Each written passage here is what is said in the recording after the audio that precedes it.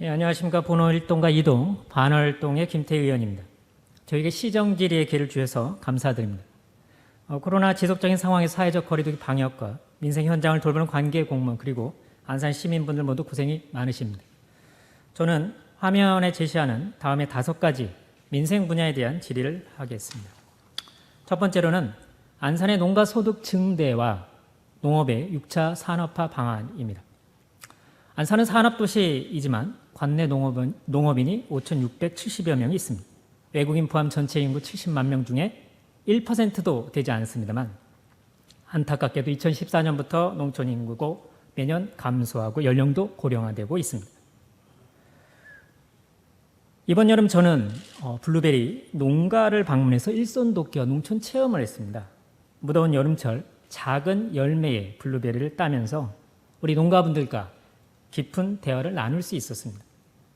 한 블루베리 농가는 최근 와스타디움 내 로컬푸드 직매장 설치로 그 전에 비해서 농가의 소득이 2배나 늘었다며 안산시에 고마워했습니다. 한편 포도나 토마토, 딸기 등 과일과 채소 농민들은 잼과 즙 등 부가가치가 높은 가공식품 사업을 수건하고 있었습니다. 로컬푸드, 학교급식 납품, 현장 판매도 소비되지 못한 제품들이 냉동창고에 보관되고 있었습니다. 농가 자체적으로 농산물 가공식품 시설 조성에 많은 비용이 들고 최근 더 강화된 식품 안전관리, 해썹 인증 절차는 너무나 어렵습니다.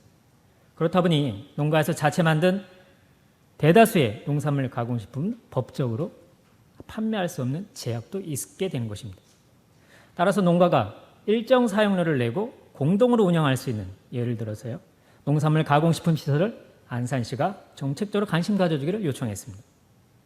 그리고 농촌 체험활동 홍보와 지원을 위해서 어린이와 가족에게는 농촌을 경험하고 농가는 농산물 판매에 추가 소득을 더 늘릴 수 있기를 바랬습니다.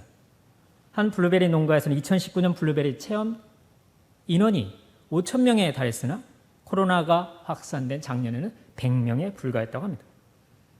블루베리 체험은 농가 수입도 있지만 현장에서 추가로 시민들께서 블루베리를 구매하고 매년 지속적인 고객이 될 수 있다는 시너지 효과가 있다고 했습니다.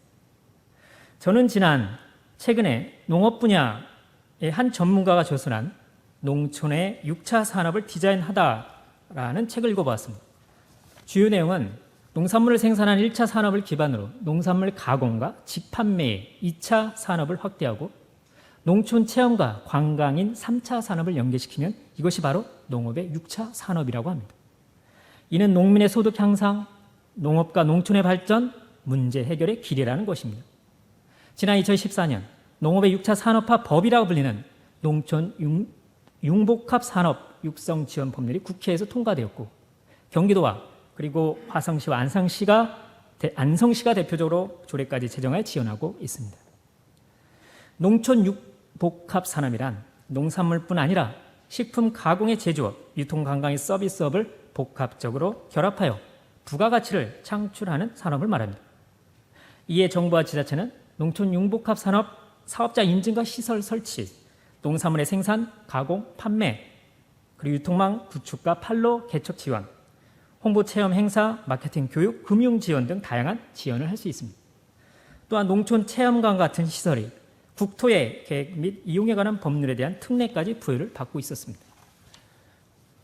화성시에는 로컬푸드 직매장이 9개소나 설치 운영 중에 있다고 합니다. 최근에 안산의 농업 대표분들과 여기 방청하시는 분이 몇 분이 함께하고 계십니다만 화성시 농산물 가공센터도 방문했습니다. 조합원 35개의 농가가 참기름과 들기름, 고춧가루, 각종 차와 분말류 등 수십여 개의 다양한 품목 생산을 가공하여 농산물의 부가가치를 높이고 있었습니다. 우리 안산시 역시 농업, 농촌 및 식품산업 발전 계획이 있습니다. 농업의 경쟁력 강화를 위해 고부가가치 농산업 실현을 목표로 하고 있습니다. 안산 농민들의 농가 소득 향상의 다양한 요청에 안산시도 응답을 함께 해야 합니다. 아쉽게도 농산물 가공 분야에 대한 책임 담당 부서가 농업부서 소관인지 아니면 위생부서 소관인지도 명확하지 않는 게 우리 시의 현실인 것 같습니다. 본 의원은 우리 안산시 농가의 다양한 소득 증대와 농업의 발전으로 다음에 5가지를 제안하겠습니다. 첫 번째로는 과일과 채소의 고부가치 생산과 잉여 농산물 처리를 위한 가칭 안산시 농산물 가공센터 설치 운영에 대한 검토와 연구 용역이 필요합니다. 최근 시의회에서도 대부도의 우리밀 육성 차원에서 가공과 포장 및 장비 지원 시설 필요가 제기도 되겠습니다. 두 번째로는 농가 체험과 관광 등 농가 소득 증대에 의한 홍보 마케팅 교육 시설 지원이 필요합니다. 관내 체험 농가가 12곳이나 등록이 돼 있다고 합니다. 우리 시 농업부서와 관광부서가 같이 협업을 해야 됩니다. 농촌 상품을 개발하고 홍보를 하고 심지어 농촌 체험 홍보물 리플릿이라도 제작을 해서 학교와 교육시설, 보육시설에 정기적으로 홍보한다면 안산의 소득의 농가가 증대가 될 것 같습니다. 세 번째로는 지역학교 급식에 지역 농산물의 다양한 품목과 납품량을 확대해야 합니다. 생산된 농산물의 안정적인 판로가 바로 우리 농가의 안정적인 소득 보장이기 때문입니다. 물론 안산시 역시 학교급식 지원 사업에 우리 농산물을 공급을 하기도 합니다. 가장 대표적인 게 쌀입니다. 안산 쌀은 우리 지역의 237개소의 학교와 어린이집에 유치원에 공급이 되고 있습니다만 그 외에 과일과 채소는 거의 없습니다. 그나마 방울토마토, 블루베리 두 가지가 종류가 있는데 지난 3년간 방울토마토는 2,300만 원, 블루베리는 600만 원에 불과합니다. 결국 안산에 200여 개 학교 중에 10%에 해당되는 20여 곳밖에 들어가지 않습니다. 이 판로 부분 농업인들만이 뚫어야 되는 판로입니까? 그런 부분에 필요한 것 같습니다. 네 번째로는 현재 품목별 연구회가 있긴 합니다. 한우, 쌀, 화해, 양봉. 그러나 농산물 가공산업 연구회나 아니면 농가 체험과 관광 연구회 농업인들의 주축이 되는 모임과 구성들이 필요합니다. 다섯째는 안산시 역시 농촌 융복합산업 육성 지원 조례 제정과 운영 및 지원이 필요합니다. 저는 이 5가지에 대한 안산시의 입장과 정책을 첫 번째 질의로 요청을 하겠습니다. 다음 두 번째 시정들입니다. 아시다시피 우리 청년의 복합물과 활성화 지원 방안입니다. 우리 청년 복합물은 전통시장 및 상점과 육성을 위한 특별법에 근거해 설치된 시설입니다. 전통시장 내 청년 점포와 문화체험, 쇼핑, 지역민 소통이 융합된 복합물을 조성하여 전통시장의 활력을 높이고 청년 일자리를 창출하는 것을 목표로 하고 있습니다.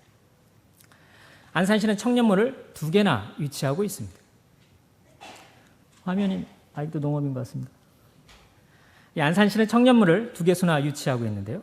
본호동 신앙과 청년몰이 올해 2월 개장하여 점포 20개소가 운영 중에 있고 월피동 단옥마트 청년몰이 올해 12월 개장을 앞두고 있습니다. 보은 의원은 중소벤처기업부의 전국 청년몰 운영 현황을 살펴보았습니다. 전국에 39곳이 있는데요. 청년 점포가 672개소가 있습니다. 그런데 놀랍게도 이 중 영업 중인 점포는 299개, 절반도 되지 않습니다. 폐업이 270개소, 점포 이전이 84개소, 휴업이 19개소였습니다. 왜 그럴까요? 다른 지역은 잘 못해서일까요? 이처럼 전국의 청년몰 내 청년 점포 절반 이상이 경영 악화 등으로 폐업과 휴업을 한 상태입니다. 물론 우리 안산시 역시 본호동 신앙쿠와 월피동 단원마트가 시작하는 초기 걸음마 단계이긴 합니다. 앞으로 청년몰의 지속가능한 성장을 위해서는 우리는 다른 지역과 어떤 차별화 전략을 가져가야 할 것일까요? 안산만에 맞는 청년몰은 어떤 것일까요? 본 의원은 4가지 정책을 하고자 합니다. 첫 번째로는 청년몰의 가장 단순하게 일단 경영 지원을 위해서 필요합니다. 청년 상인의 교육과 컨설팅, 공동 마케팅, 매니저 지원, 정기적인 점검 실태와 평가가 필요합니다. 두 번째는 청년몰만이 아닙니다. 청년몰은 전통시장 내에 있는 겁니다. 청년몰과 전통시장이 상생해야 합니다. 나아가서 지역사회에 함께 해야 협력을 해야 합니다. 그래야 꾸준한 고객이 들어오기 때문입니다. 세 번째는 청년몰 대표 그리고 전통시장 상인의 유통업과 마케팅 전문가, 청년 문화 예술, 청년의 소식과 정보, 지자체와 지방의회가 함께 참여하는 청년화 활성화위원회가 구성이 되어야 합니다. 네 번째로는 청년몰 육성과 지원 사업의 근거인 조례 제정과 운영 규정 및 지원 사업비가 마련돼야 합니다. 본 의원의 지금까지 살펴봤을 때 전국에 청년몰을 지원하는 지자체의 조례가 없었습니다. 내부적인 운영 규정이 있었을 뿐입니다. 안산시가 계획하고 있는 청년몰 지원 방안에 답변을 해주시고 본 의원이 제안한 지원 정책에 대해서도 시의 입장을 밝혀주시기 바랍니다.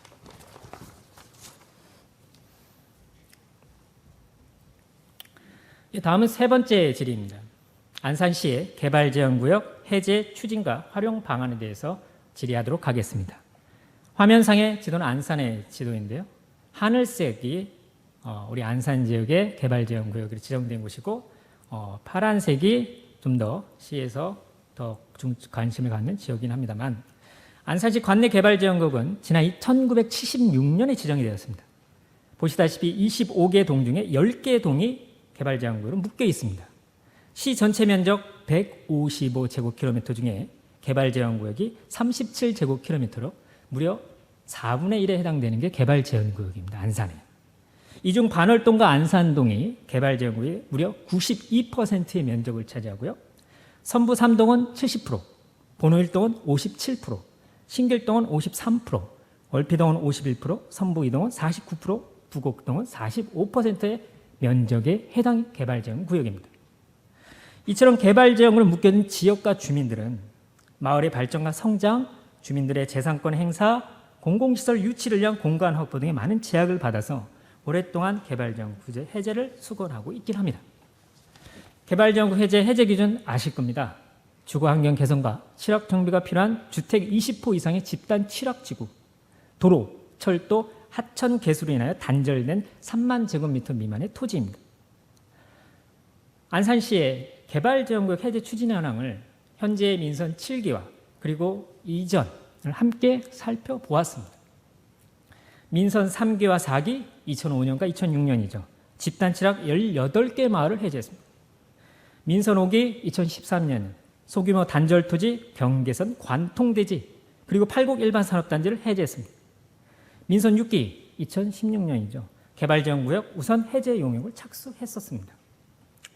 그러나 민선 7기 현재 작년 5월에 장상동 공공주택지구 지정으로 용역주차 중지가 되기도 하였습니다. 그동안 시는 개발제한구역 집단취락 2개소와 단절토지 10곳을 해제하기 위해서 나름대로 국토교통부와 사전 협의를 했었다고 답변을 했습니다. 국토부가 이야기한답니다.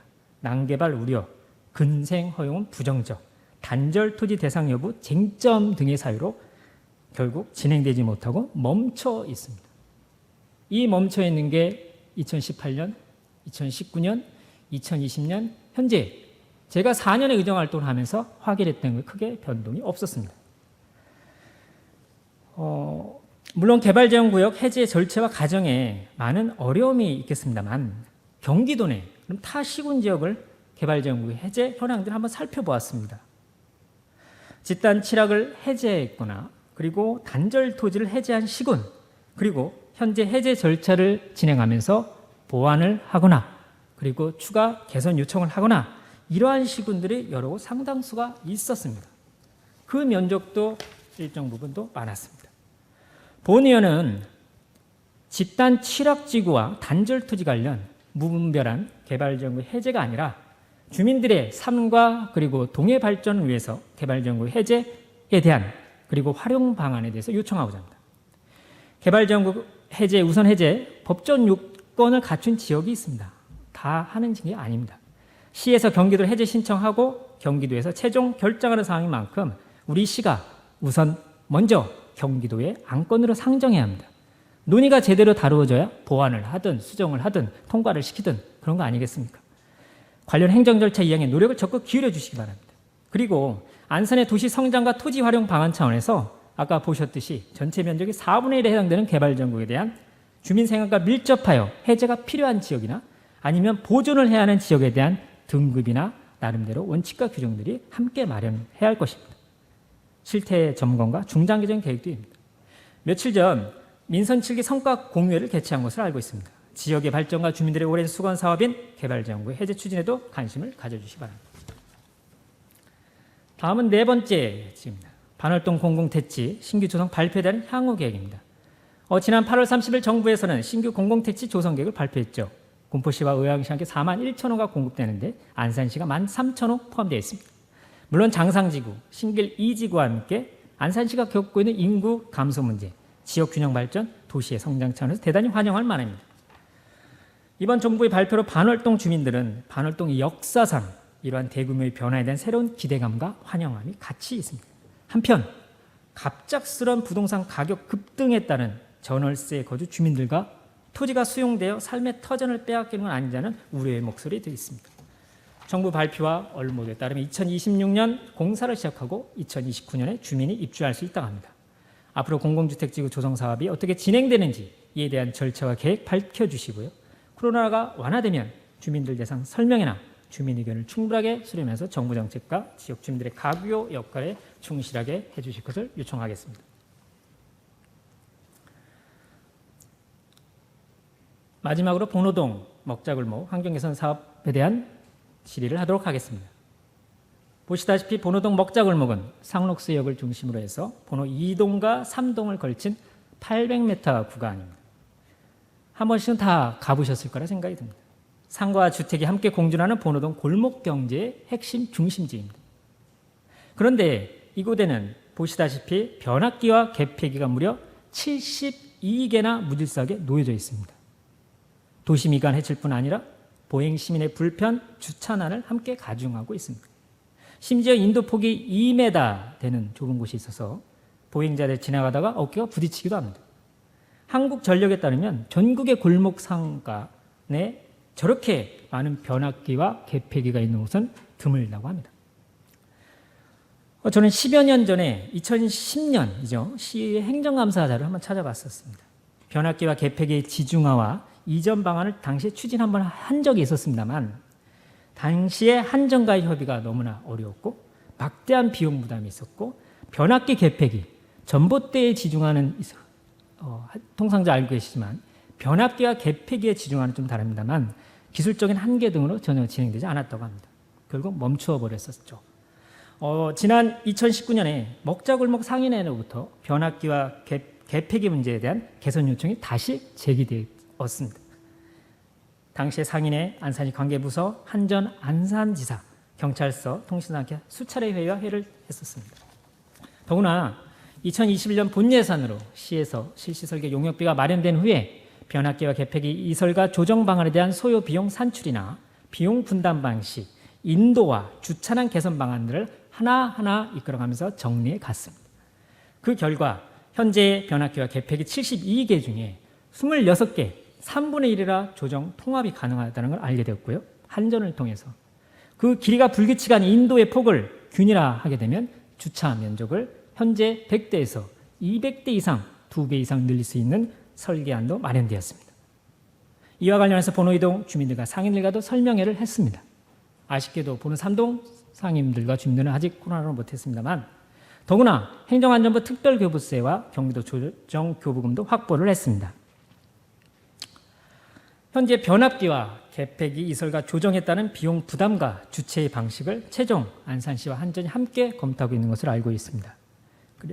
본호동 먹자골목 부근에 주민과 상인들의 오랜 수건 사업인 환경 개선 사업이 코로나로 인해서 골목 경제가 힘들긴 합니다만 더 이러한 환경 부분에서도 개선이 될 수 있도록 관심과 노력을 기울여 주시기 바랍니다.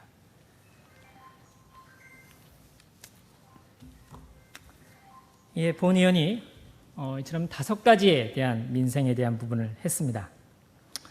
이와 관련해서 안산시에서 성실한 답변을 해주시고요. 그리고 장시간 경청해 주셔서 대단히 감사합니다. 김태희 의원님께서 질문하신 안산 농가 소득 증대와 농업의 6차 산업화 방안에 대해서 말씀드리겠습니다. 첫 번째, 농산물 가공센터 설치 운영 필요성에 대하여 답변드리겠습니다. 안산시에서 생산되는 주요 농산물은 쌀, 포도, 채소류이며 쌀의 경우 연간 약 2,400톤이 생산되며 도매시장 출하, 학교 급식, 정부 수매, 농업 수매, 일반 소매 등으로 유통되고 있습니다. 그러나 코로나 상황으로 쌀의 주요 소비처인 학교 급식 물량이 급감하여서 쌀 재배 농가의 판로 확보에 어려움이 많아서 시에서는 로컬 푸드 직매장을 통해 판매하고 막걸리, 누룽지 등 쌀 가공품으로 가공 판매하는 등 지원 방안을 마련하여 추진하고 있습니다.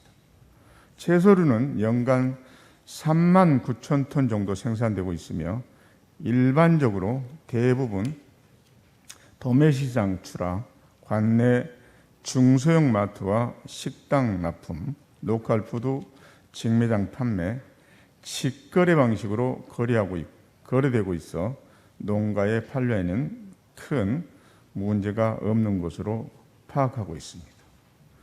작년에는 그 네이버와 그다음에 행안부와 체육부와 함께 이 안산팜의 농산물을 경기도의 대표로 해서 판매해서 베트남에서까지 주문이 쇄도한 경험이 있습니다. 포도의 경우 연간 10,000톤 정도 생산되고 있으며 도매시장 출하, 직거래, 로컬 푸드 직매장 판매와 포도주와 포도즙 등으로 생산자가 직접 가공품을 생산하여 유통하고 있습니다. 블루베리, 아로니아 등은 연간 6톤으로 생산량이 많지 않아서 가공센터 설치 운영보다는 로컬 푸드 직매장을 통한 홍보와 판매 지원을 통해서 농가 소득이 향상될 수 있도록 적극 추진하겠습니다. 두 번째, 농가 체험과 관광을 통한 농가 소득 확대 방안에 대하여 말씀드리겠습니다. 최근 6차 산업 활성화에 따라 농산물 가공 및 체험에 대한 수요가 증가하고 있으며 우리 시는 포도, 딸기, 블루베리 등 농산물 수확 및 가공 체험을 하여 부가가치를 높이고 있습니다. 2013년부터 매년 농촌 체험학습장 조성 사업을 추진하여 현재 12개 체험 농장이 운영 중에 있으며 도시민에게 농장 체험 기회를 제공하고 농산물 직거래를 하고 있습니다. 다만 지난해부터 지속된 코로나19로 인해 현재 체험 실적이 저조한 상황이며 백신 접종 등의 영향으로 사회적 거리두기 단계가 낮아지면서 사업을 정상화하여 지속 추진할 계획입니다. 나아가 농장주 교육을 통해서 안전하고 다양한 체험 프로그램을 개발하고 체험객의 만족도를 높이겠습니다. 세 번째, 관내 학조의 지역 농산물 납품 확대 필요에 대하여 말씀드리겠습니다. 우리 지역 농산물인 안산 쌀의 경우 코로나 발생 이전 연간 생산량은 2,400톤이며 초, 중, 고등학교, 어린이집, 유치원에서 1,026톤이 소비되었습니다. 코로나 발생 이후 학교급식 소비량이 318톤으로 줄어서 농가들은 쌀 판매에 어려움을 겪고 있으며 거리두기 단계가 완화되면 안산 쌀 소비량이 회복될 것으로 전망하고 있습니다. 또한 올해 방울토마토, 블루베리 등은 학교급식으로 납품하고 있습니다. 앞으로도 교육청과 학조와 협조하여서 우리 시 지역 농산물이 더 많이 소비될 수 있도록 노력하겠습니다. 네 번째, 농산물 가공산업 연구회와 농업체험, 관광연구회의 구성 및 활동 필요에 대하여 말씀드리겠습니다.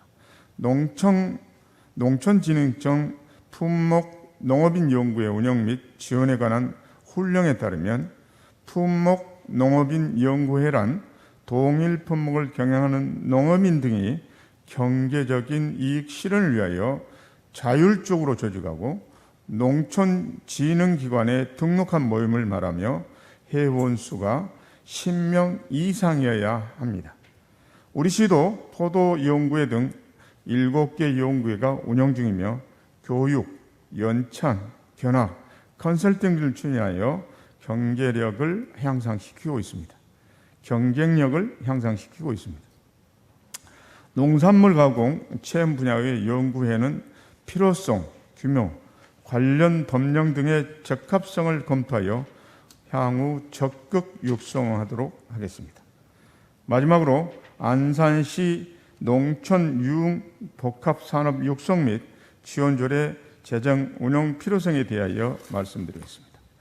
농촌유흥업산업이란 농업인 또는 농촌 지역에 거주하는 자가 농촌 지역의 농산물, 자연, 문화 등 유형무형의 자원을 이용하여 식품 가공 등 제조업, 유통, 관광 등 서비스업 및 이와 관련된 재화 또는 용역을 복합적으로 결합하여 제공함으로써 부가가치를 창출하거나 높이는 산업을 의미합니다. 우리 시에서는 농촌융복합산업 육성 및 지원에 관한 법률 제8조에 따라 농촌융복합산업 사업자로 인증을 받은 그린영농조합법인과 주식회사 농업회사법인 상록수 된장마을이 있습니다. 우리 시는 이들 사업자의 판로 확대를 위해서 상품 포장재, 디자인 개선 및 홍보, 판매 등의 지원을 하고 있습니다. 농업, 농촌의 부가가치 창출 확대를 위해서 우리 시 실정을 검토하여 안산시 농촌 융복합 산업 육성 및 지원조례 재정 필요시 적극 검토하여 우리 시 농촌 융복합 산업을 체계적으로 육성할 수 있도록 추진하겠습니다. 다음은 안산 시안 개발제한구역 해제 추진과 활용 방안에 대하여 답변드리겠습니다. 개발제한구역의 일반 주민을 위한 해제 기준은 주택호수 20호 이상 집단 취락을 형성하고 있는 지역에 주택호수당 1000평방미터 이내로 해제하는 경우와 도로, 철도 등으로 단절되고 주거지역 등과 접한 토지에 3만 평방미터 미만의 토지를 해제하는 경우가 있습니다. 그동안 안산시에서는 이러한 법적 기준에 따라 취락지구 18개소, 단절토지 1개소를 해제한 바 있습니다. 새롭게 조성된 취락지구 2개소, 단절토지 10개소에 대하여 해제 절차를 진행하고 있으나 협의권자인 국토교통부에서 해제 지역 내 그린 생활 시설의 허용을 불허하도록 요구하고 있어서 기존 해제 지역과의 형평성 문제로 절차 이행이 지연되고 있는 실정입니다. 이에 우리 시에서는 이 사안에 대하여 안산시 토지계획위원회 자문과 경기도 도시계획위원회에서 결정될 수 있도록 추진하겠습니다. 다음은 개발제한구역 활용 방안입니다. 우리 시의 개발제한구역 면적은 37.8km제곱미터입니다. 전체 면적의 155.6km제곱미터의 24%에 해당되어서 각종 기조로 인해 시의 발전을 제한하고 있으나 반월 시야공단에 2만여 개의 공장이 등록하고 있어 공해도시로서의 오명을 받고 있는 것 또한 사실입니다. 따라서 무분별한 개발보다는 계획적이고 체계적인 개발을 통해 친환경 녹색 도시로 조성될 수 있도록 하겠습니다. 최소한의 개발제한국 해제로 8곡 산업단지 및 신길 산업단지를 조성해서 지역경제 활성화를 도모하고자 하며 주거지역 내 불법 주차 및 소음 매연으로 주거환경이 악화됨에 따라 선부동 및 팔곡동 개발제한구역 1호내 화물자동차 공용 차고지를 조성할 계획입니다. 또한 향후에도 개발제한구역 해제권자인 국토교통부와 경기도의 지속적인 협의를 통해 우리 시의 부족한 기반 시설을 조성하여 안산을 지속 가능한 환경 도시로 가꾸어 나가겠습니다.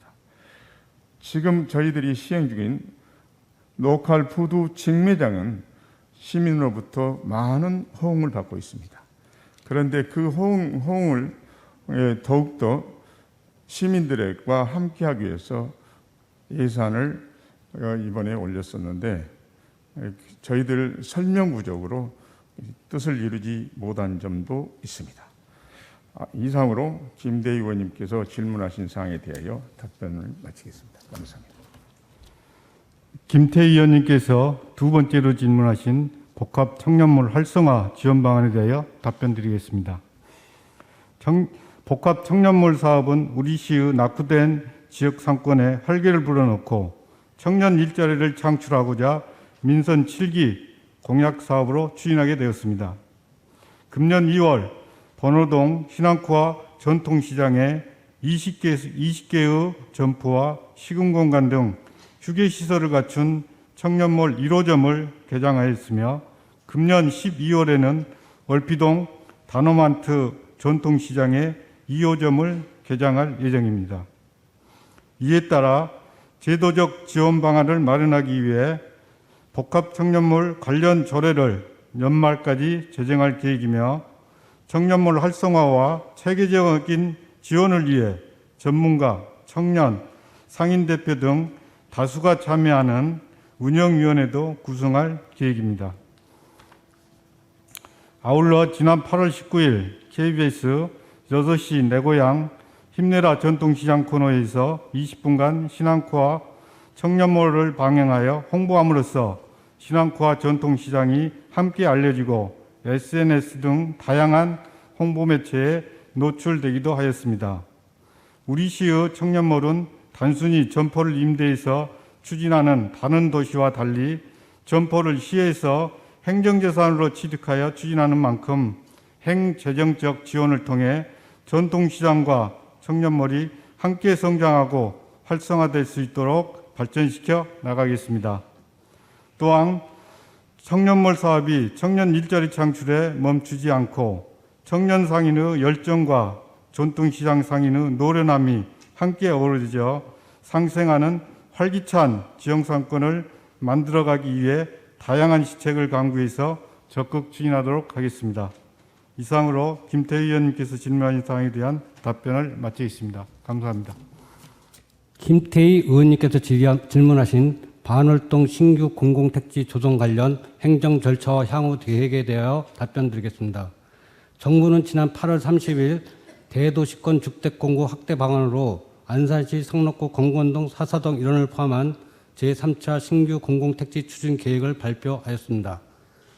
한국토지주택공사에서 지정 제안한 의왕, 군포, 안산 공공주택지구 사업에 대하여 현재 토지 소유자 등 의견 청취를 위한 주민공론과 관계 간 협의가 진행 중에 있으며 22년 말 지구 지정 고시를 시작으로 24년 지구 계획 승인 및 보상 착수, 26년 착공하여 31년 사업 준공 계획이 있습니다.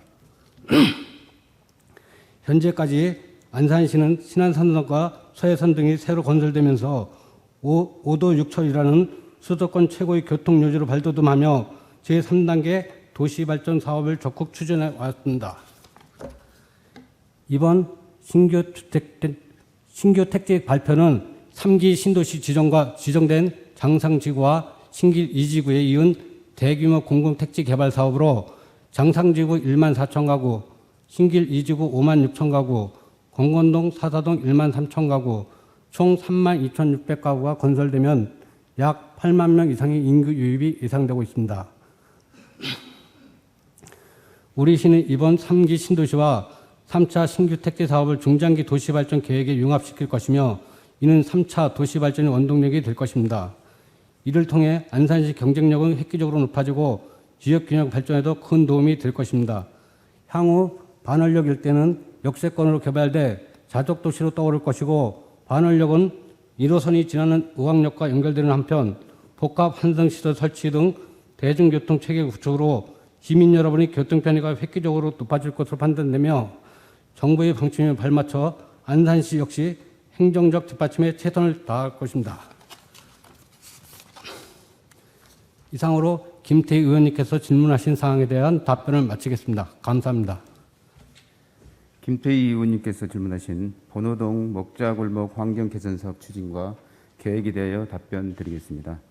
번호동 생골로 먹자골목은 아파트 밀집 지역의 중심에 위치하며 지역의 중심 상권으로서 주민들의 많은 사랑을 받는 공간으로 자리 잡아오고 있습니다. 그러나 조성된 지 30년이 지나면서 주차장을 비롯한 도로 환경이 매우 노후화됨에 따라 지역 주민들과 상인들의 시설 개선 요구가 지속적으로 제기되어 왔습니다. 이에 시에서는 생골로 환경 개선을 주민 수건 사업으로 판단하고 S자형인 차도를 직선화한 한편 노상 주차장을 추가로 확보하고 보도에 있는 한전 변압기 등의 지상기기를 이설하는 등 생골로 목자골목 정비 사업을 적극 추진하게 되었습니다. 그간 진행 사항을 말씀드리면 금년 2월에 설계 용역을 착수하였으며 수회에 걸쳐 한전 등과 관련 기관 회의를 하였고 주민들을 대상으로 현장 미팅과 사업 설명회를 실시하는 등 지역 주민들의 의견을 수렴한 바 있습니다. 또한 사업비 마련을 위해 2020년에 특별교부세 5억 원과 2021년에 특별조정교부분 10억 원을 확보하였으며 12, 14억 5천만 원 등 총 29억 5천만 원을 내년 본예산에 편성하여 2022년 상반기에 사업을 마무리할 예정입니다. 생골로 먹자골목 도로정비 사업이 완료되면 어두웠던 골목이 밝아지고 차도의 직선화로 교통 흐름이 좋아지게 되며 주차장 확대로 방문객들의 편의가 증대됨에 따라 상권이 더욱 활성화될 것으로 기대됩니다. 다만 사업 구간에 위치한 변압기 등 지상기기 이설 비용에 대한 한전과의 이견이 다소 사업이 연기될 수 있으나 주민들의 기대에 부응할 수 있도록 적극적인 협의를 통해 기한 내 준공이 되도록 최선의 노력을 다하겠습니다. 이상으로 김태희 의원님께서 질문하신 사항에 대한 답변을 마치겠습니다. 감사합니다. 예, 집행부의 답변 감사합니다. 다만 부족하고 미흡한 부분에 대해서는 앞으로도 관련 조례와 정책 그리고 예산을 함께 점검하고 챙겨가도록 하겠습니다.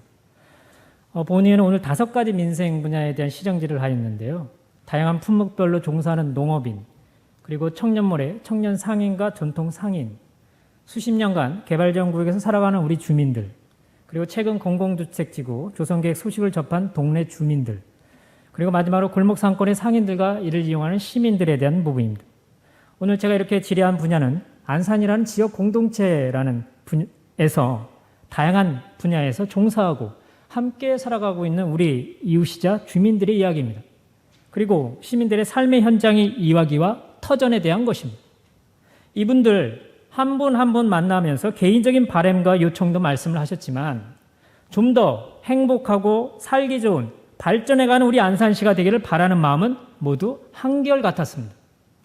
따라서 시의회 본회의장에서 시정질의가 단순하게 시의원 한 개인의 질문이 아니라 그에 대해서 집행부가 답변을 하는 그런 형식적인 자리가 아닙니다.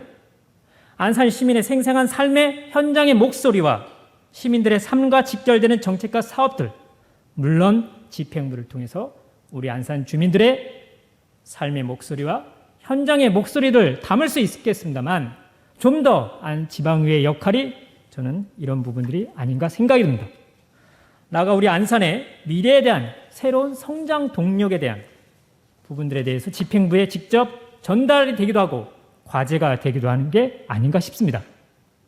부족한 부분이 함께 우리 시 정책 과제로 개선되고 보완되는, 그리고 협조와 견제가 공존하는 공론의 장이라고 할 수 있습니다. 바로 이 자리가 그렇습니다. 또한 안산시의 회의규칙 제77조 시정에 관한 질문에 따르면 시정 질문은 시정 전반 또는 시정의 특정 분야를 대상으로 질문할 수 있다고 명시되어 있습니다. 다시 한번 시 집행부는 시의회 본회의에서의 시정 질문이 우리 안산 시민들의 다양한 삶의 목소리이자 지역 현장의 요청이라는 사실에 낮은 자세의 경청과 무한한 책임의 자세로 임해 주시기 바랍니다. 이상 보충 질문은 요청으로 가름하겠습니다. 감사합니다.